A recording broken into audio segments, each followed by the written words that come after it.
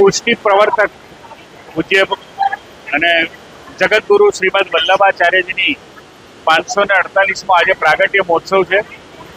પુષ્ટિ સૃષ્ટિ એટલે કે વૈષ્ણવ સંપ્રદાયના પ્રવર્તક એવા વલ્લભાચાર્યજીની આ જયંતિ ભારે ધામધૂમથી ઉજવવામાં આવી રહી છે.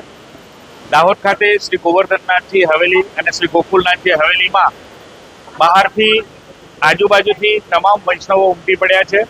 અને સવિશેષ વાત એ છે કે દ્વિતીય પીઠાધીશ્વર પૂજ્યપાદ 1008 જગતગુરુ શ્રી કલ્યાણરાયજી મહારાજ શ્રી સપરિવાર દાહોદ ખાતે બિરાજમાન હોય વૈષ્ણવોમાં એક અનેરો ઉત્સાહ છે.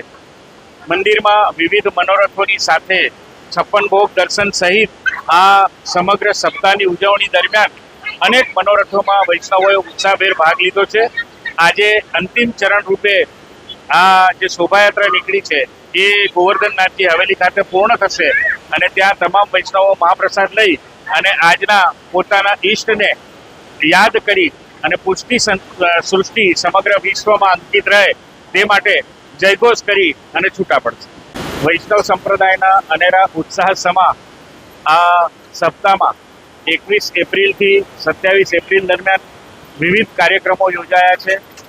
જેમાં આગમ સમાજ, 56 ભોગ મનોરથ એટલે કે બડા મનોરથ, ફૂલ મંડલી સહિતના પુષ્પ વિતાન સહિતના દર્શનનો લાભ પણ મંદિરની હવેલીમાં સૌને પ્રાપ્ત થઈ રહ્યો છે.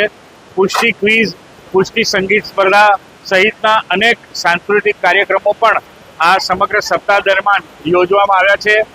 સર્વોત્તમ સ્ત્રોતના પાઠ, શ્રી યમુનાજીના પાઠ સહિતના તમામ ધાર્મિક કાર્યક્રમોમાં ઉત્સાહભેર સૌ ભાગ લઈ રહ્યા છે અને આખું સપ્તાહ આ અમારા વલ્લભાચાર્યજીના પ્રાગટ્ય દિનની ઉજવણીના ભાગરૂપે યોજવામાં આવે છે.